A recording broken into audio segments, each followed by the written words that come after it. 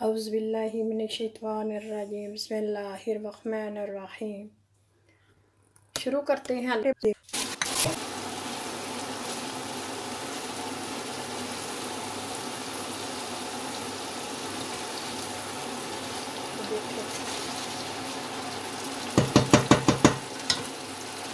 चूल्हा एक पे करके इस पे थोड़ा सा ढक्कन दूंगी, अंदर से अच्छी तरह पक। यहाँ मैं इसको 2 मिनट के लिए ढक दूंगी।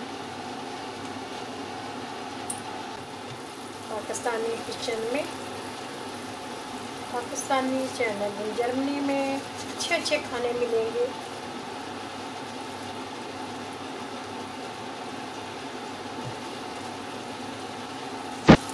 ये देख लें, मेरे कोफ्ते बिल्कुल नहीं टूटा। मैंने एक अंडा छोटा डाला था और इसके अंदर थोड़ी सी योगर्ट डाली थी ताकि ये अंदर से नरम रहे और अच्छी तरह पक भी जाएगा। तो ये देखें, कोई कोफ्ता कहीं से भी नहीं टूटा, इतने अच्छे से बन रहा है। अब मैं आलू डालूँगी, आलू डाल के भी भूनूँगी इसको।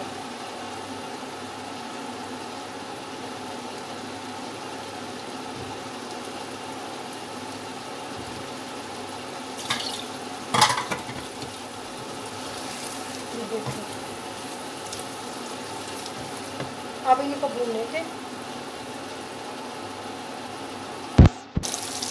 यहाँ हमारा आलू भी मैंने भून लिया। अब मैं इसको पानी लगाऊंगी।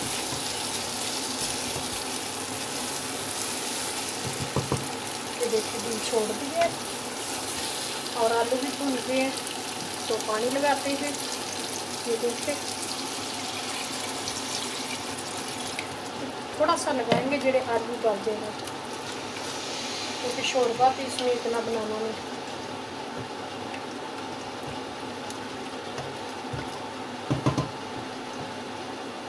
आपने इतना डाला, आलू गल गए। अब इसको ढक देंगे, तकरीबन 5 मिनट लगेंगे और पकने में।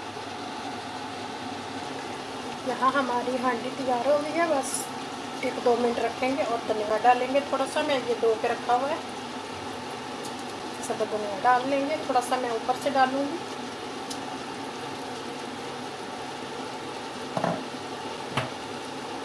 इसको अच्छी तरह मिक्स कर देंगे।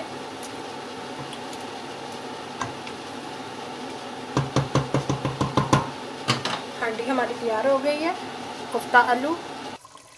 यहाँ थोड़ी सी मैं कसूरी मेथी डालूंगी, इसको हाथ में मसल लूँगी ऐसे,